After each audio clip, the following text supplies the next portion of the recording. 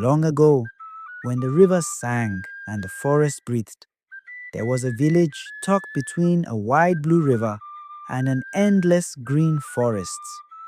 It was a place where life followed the old rhythms, where the people danced to the beats of the earth's heart.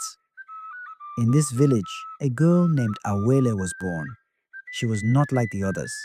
Her lips did not form words, though her eyes sparkled with unspoken songs.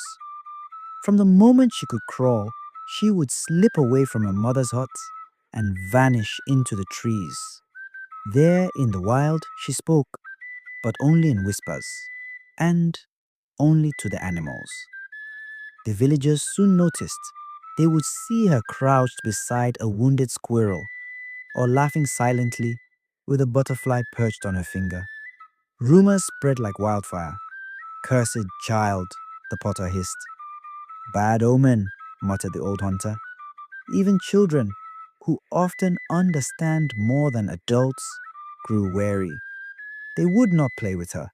They ran when they saw her coming, and in their fear, they forgot kindness.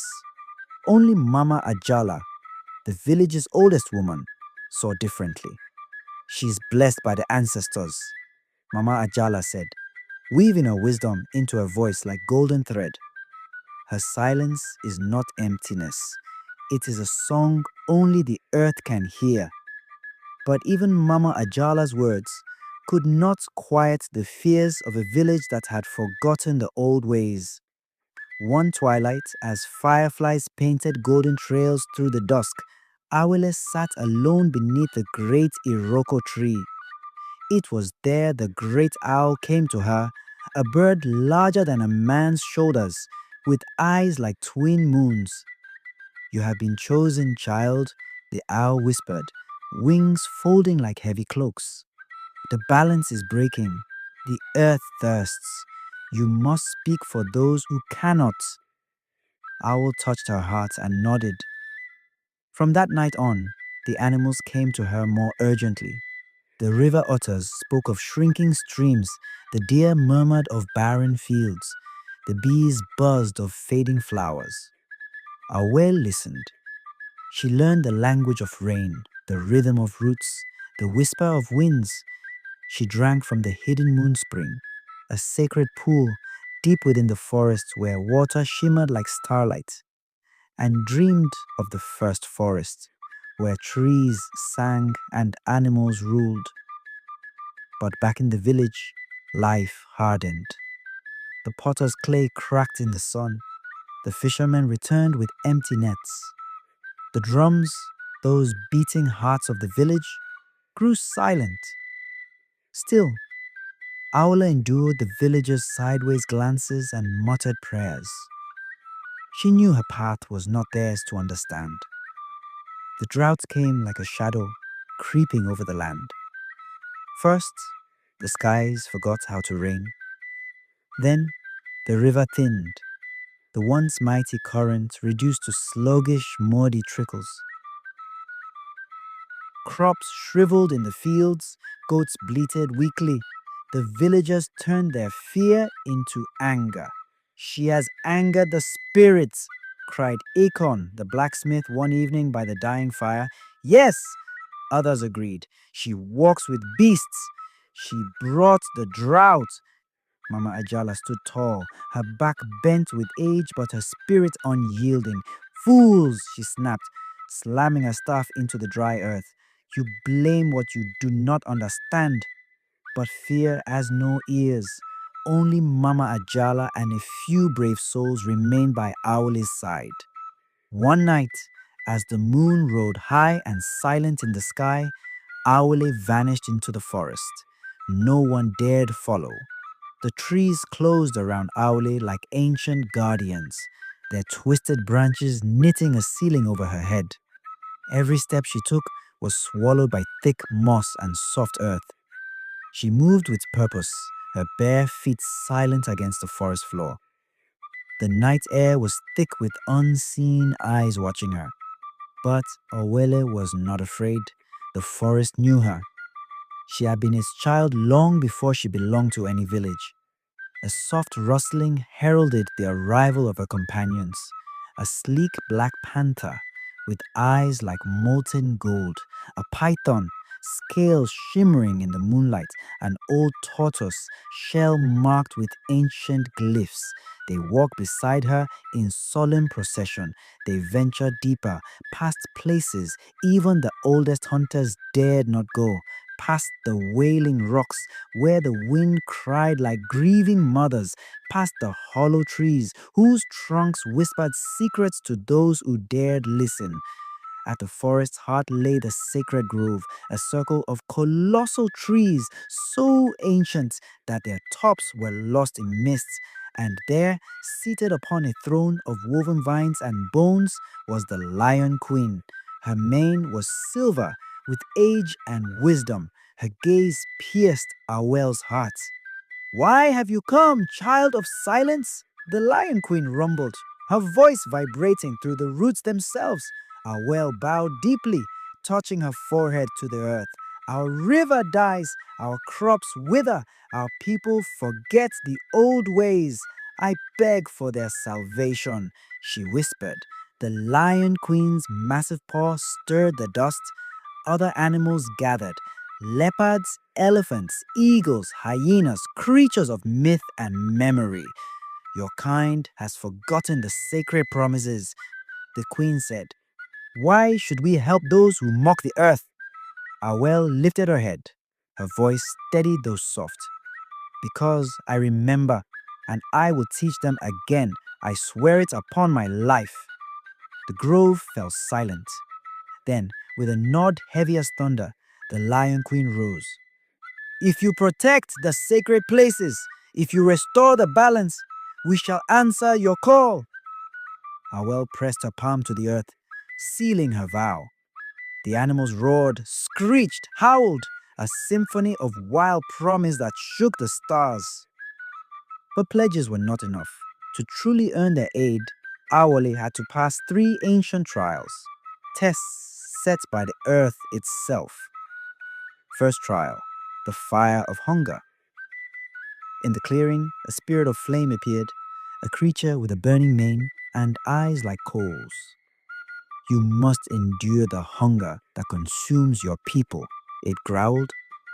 Awel was given a single kernel of corn and left to fast under the burning sun. Days blurred, her body weakened. Visions danced before her, loaves of bread, steaming yams, roasted fish. But Awele clutched the kernel to her chest and endured. On the third sunset, she planted the kernel into the cracked soil and wept a single tear upon it. From that tear, a small green shoot sprang forth. The spirits bowed and vanished. Second trial, the river of fear. Next, she stood before a chasm filled with rushing black water. To cross, she had to walk a bridge woven from mist. "Face your deepest fear," whispered the river. As Awele stepped onto the bridge, shadows rose from the waters. Visions of the villagers throwing stones at her, of Mama Ajala turning away, of being utterly alone. She faltered. She almost fell. But then she heard a whisper on the wind. "You are not alone, child." The voices of the animals, the memory of Mama Ajala's faith, the pulse of the earth itself lifted her. Step by trembling step, she crossed. The river fell silent. Third trial, the spirit of forgetfulness. Finally, she faced the oldest spirit of all, a formless, drifting mist that tried to pull memories from her mind. "Forget your purpose, forget your promise," it hissed seductively. Memories faded, of her mother's lullabies, of playing under the iroko tree, of the Lion Queen's oath. In the mist, she clutched a simple token, an old beaded bracelet Mama Ajala had given her. Holding it close, she remembered, "I am Awel. I am the voice of those who cannot speak." The mist shattered like glass. The trials were complete. On the third dawn, Awel emerged from the forest. At first, There was only silence. Then a rumbling, a trembling of the earth. From between the trees came the elephants, trunks raised high, carrying fresh water from hidden underground springs. Birds followed, dropping seeds into the parched earth. Monkeys swung from tree to tree, carrying bundles of ripe fruits. And behind them all, walking slowly but surely, was Awele. Her dress was torn and dusty, her hair wild, her eyes shone with ancient light. She carried a single seed in her palm, a gift from the first forests. The villagers gasped, children pointed, the elders bowed their heads in shame. Mama Ajala wept openly, her song rising into the new blue sky. Without a word, Awele knelt and planted the seed in the village square. She pressed her palms to the soil, whispered a blessing in the language of roots. The sky darkened, the wind stirred, and rain fell. A true rain, cool, sweet, endless. Villagers ran into the open, laughing, crying, singing. They cupped their hands to catch the drops, kissed the wet earth. In the days that followed, the village changed. Awel, once shunned, was now beloved. She did not seek power or glory. She only asked that they remember the old ways, that they listen to the earth and protect its sacred places. Together, they built a circle of stones around the first tree that sprang from her seed, a sacred grove where no one hunted, no one felled a tree. During times of drought, the people would gather there. They would drum, dance, and call the rain, not with desperation, but with gratitude. They made Ole their keeper of the grove, a new role in the village more honored than even the chief.